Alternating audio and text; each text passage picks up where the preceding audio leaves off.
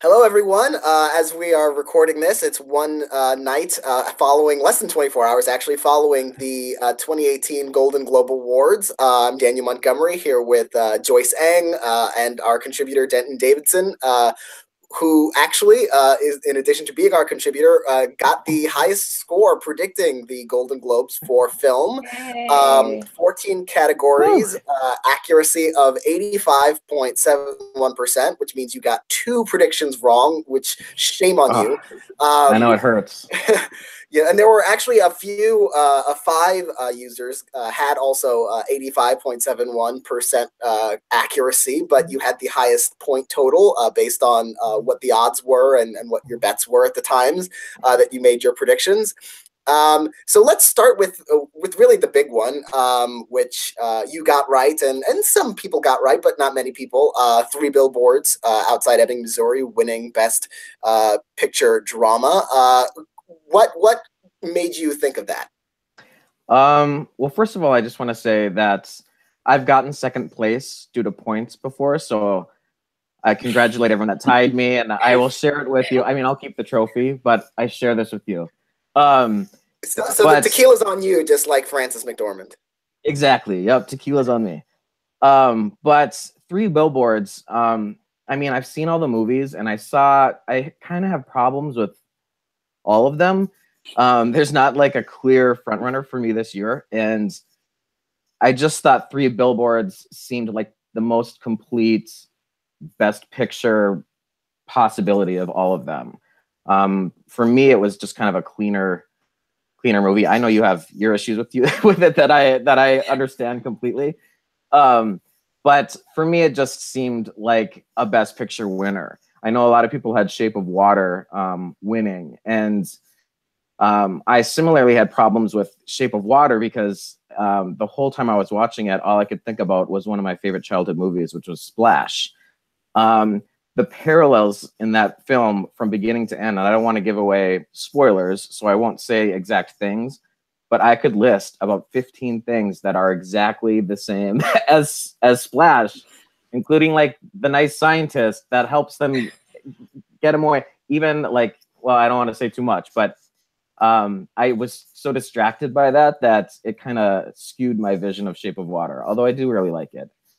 So I did have Del Toro for that because I think it was more of a directorial achievement. And I don't think Three Billboards has that kind of directorial achievement feel to it. But it just seemed more like a complete movie that more people could get behind.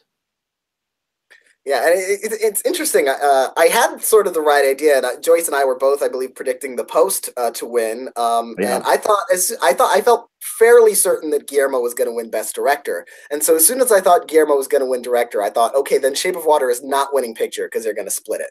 Yeah. But we went the wrong way. Joyce, since we both predicted The Post, How can we defend that? no, I think it's defensible in hindsight, It but is. there's some winners where you look back and you kick yourself saying, I should have seen that coming. And there's some winners where you think if you had to do it all over again, you really couldn't have come up with how to do that differently. Do you have one of those feelings or the other? Is, if everything was the same again, would you, were there signs that you think we missed or did it look like The Post was going to win something at least? I was very torn about drama picture. I'm not upset that I didn't go with Three Billboards for that. I am upset that I switched it out of screenplay because I had it in screenplay and then I put in Lady Bird yesterday, like 4 hours before the show. So I'm annoyed at that. I kind of just did not expect them going so hard for Three Billboards. Like I had Francis, I did not have Sam Rockwell. And then, like I just said, I took it out of screenplay at the end. So, they went gaga for it. So, and Denton, you called all of those. So what was your thinking on those other races? Well, Sam Rockwell was my big points. Like he was my 500 point bet.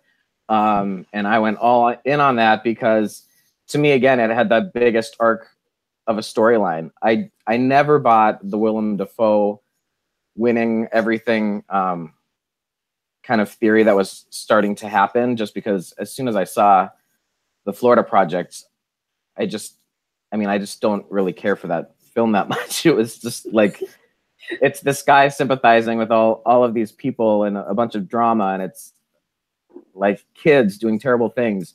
So I just didn't see how Willem Dafoe was going to just carry every award like was being predicted.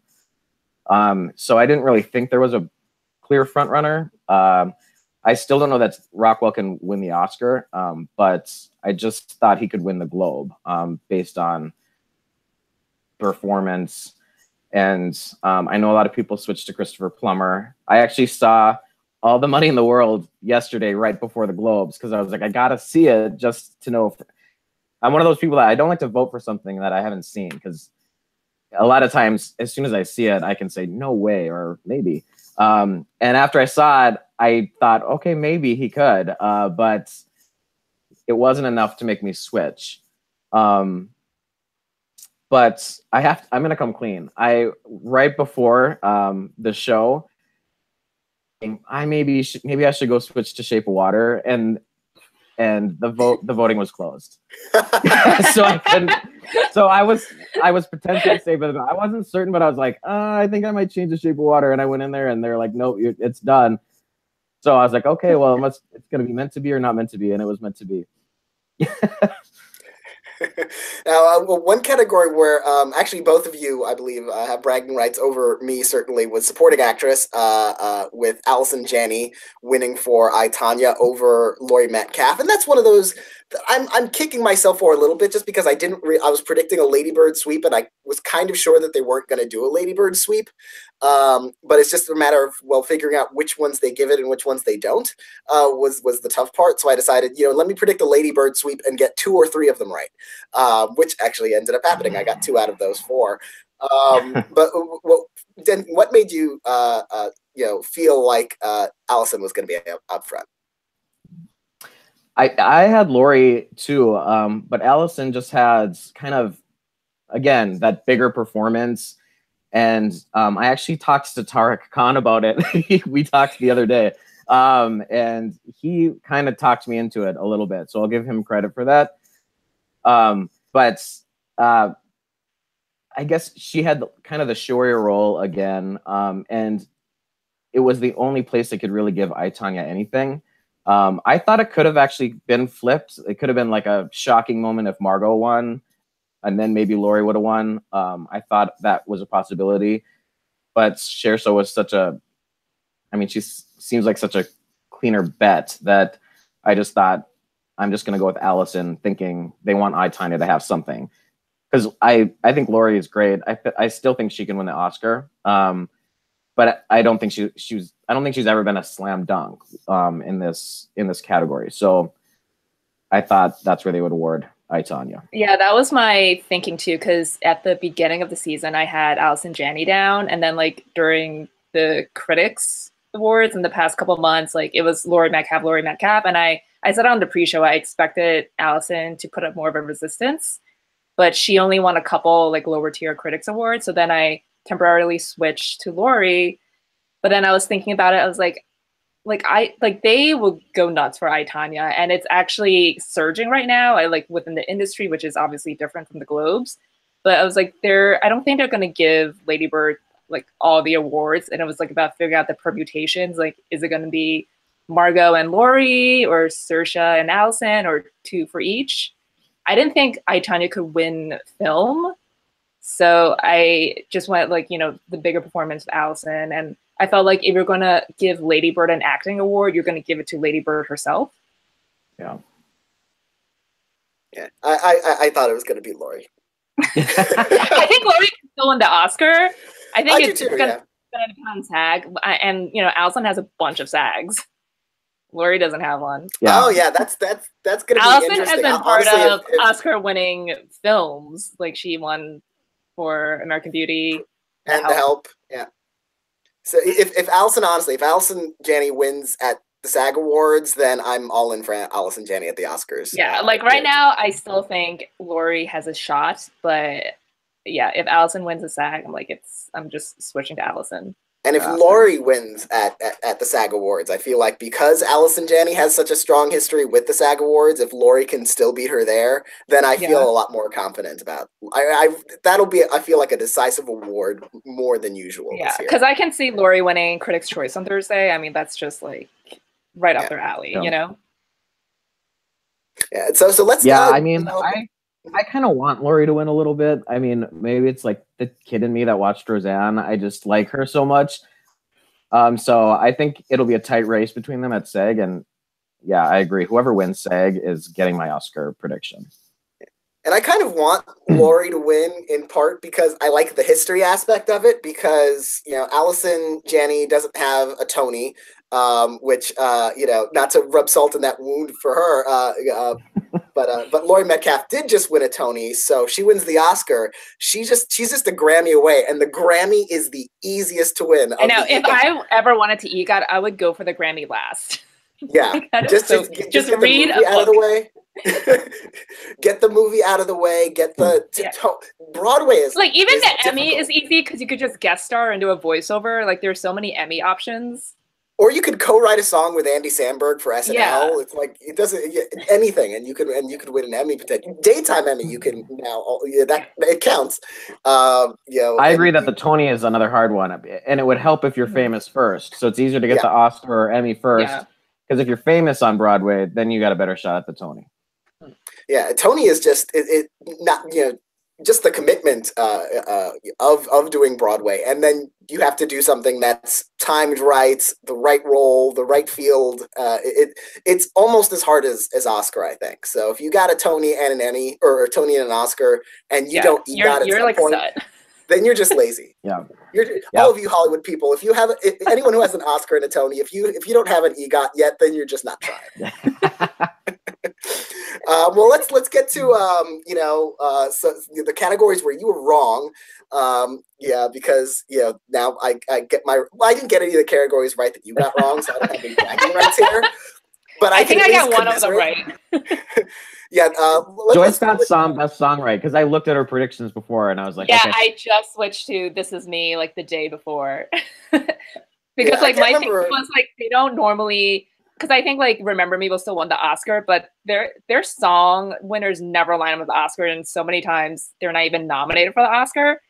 And The Greatest Showman is another classic Globes movie, and I didn't think it was going to actually win Comedy Musical Picture. And I was like, this is the perfect place for it to give it something. Yeah, I should have gone with the I had the idea, the logic was that Mary J. Blige would win because she wasn't going to win supporting actress, and this is the place where they could do that.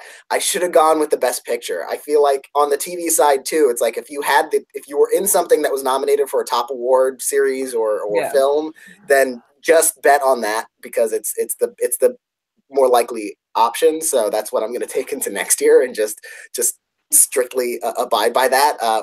Denton, why did you have Mary J. Blige? Why were you so wrong? I agree with you that I thought they just would like Mary so much this year that they should give her something. And I did think it was, if not the best song in the category, one of the top two.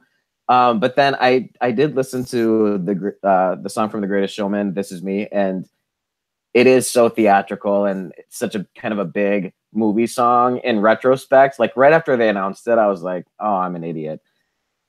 And it was still early on. So guys, we know how much they love them. Yeah, and La La Land they're in a honeymoon period. Talk about EGOT. Yeah, the Tonys. The last year's Oscar, then the Tony. Now another Golden Globe. In a couple of weeks, they're probably going to win a couple of Grammys. They just missed the Emmys for that Flash song. Just missed the Emmys, but like I said, if you have certain if you're missing an Emmy or a Grammy, then the EGOT is yours. If you're trying, they just need to write an intro song for the Tonys and get nominated at the Emmys for that. They just need to, I think they should hedge their bets. They should write an intro song for the Tonys and the Oscars. Just one of them will hit. Yeah, because this year's Tonys won't be eligible till next year, so they should definitely raise them for the Oscars. Yeah. So the other one I don't feel bad about. None of us got right.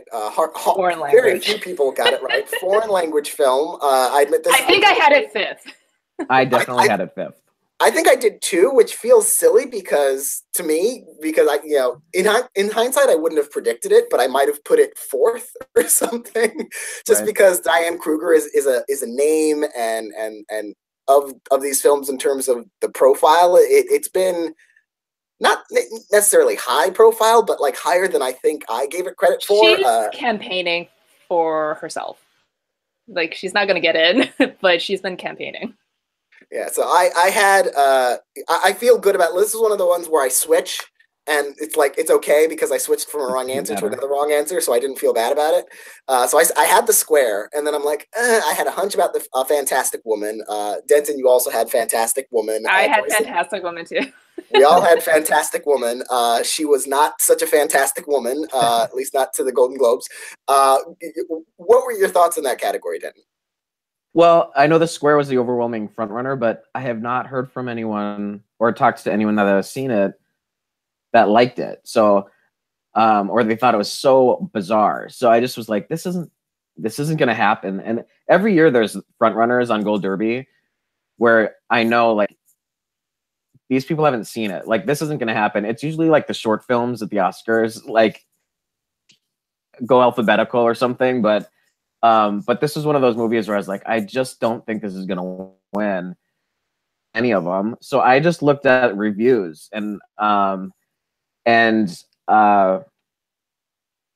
great reviews. It was kind of a female-centered character. I thought this is something they would probably like. I don't know. I'm going to go for it. I thought maybe they would want Angelina Jolie on the stage. So I thought about putting First They Killed My Father up there, but what's the one that won again? It just slipped my mind. In the fade. In the fade has like a faded from your memory. Yeah, in the fade fades from my memory. It had like a 65% on or 65 rating on Metacritic. I think a Rotten Tomatoes, it's like in the 60s too. I mean, I just thought, oh, that's fifth place for me. So, but clearly wrong. Yeah, the only one I had seen was Angelina's, but I thought that was way too obvious for them to just give it to her. And it's kind of like when they nominated The Tourist and her and Johnny Depp, like they weren't going to actually give them the awards. And then they had a chance to nominate for Unbroken and they didn't. So I felt like they're not going to actually go through with it. I did like temporarily have her there because I remember that she was an executive producer on The Breadwinner too. So it's like, you know, she had two projects up and I didn't think The Breadwinner was winning. So I had her in there for like a couple hours and then I switched it out for A Fantastic Woman. Yeah, one thing I think I've learned from, maybe this and other things, I too was wondering, do they want Angelina Jolie on their stage? Because we know they're very starstruck and very happy to just, invite celebrities to their party. But that's the thing. They like to have the celebrities at the party, so they nominated her. But at that point, they maybe didn't feel the need to give her the win because it's like, oh, we already got her in the crowd. Yeah, and then she's presenting. Yeah, we're covered. We've got our Angelina exposure. I should have thought of that on the TV side. Maybe they nominated Jessica Biel because they're like, she'll bring Justin Timberlake, and he didn't have anything eligible, I don't think. But yeah, so looking at these awards going forward to the Oscars, does it make you change any of your thoughts about what's winning Best Picture? I felt confident about some. Of course, I feel much more confident now that I won than I did before the show started. Now I was so confident. But see, now you have to win the Oscars. I know, like, and whoever has won both. So now I feel cursed, like I peaked too early. Like potentially some Golden Globe winners. It's true. I felt somewhat pretty confident about a lot of my Golden Globe picks. And I think even some of the people that I picked to win the Golden Globe, I won't necessarily pick to win the Oscar. I still think Laurie Metcalf can win. I don't think This Is Me is going to win, but it has a shot. And another big one is screenplay. I think Three Billboards could have continued to be the front runner for screenplay, but they made such a huge deal about Greta Gerwig and everything about the Golden Globes. I mean, it was kind of just And Get Out wasn't even nominated, so. Right. So I was like, okay, I didn't have Greta Gerwig in the Oscars getting in for directing, and I didn't have her winning screenplay. And after the Golden Globes, I went right in my Oscar predictions and put her in directing and put her for #1 for screenplay.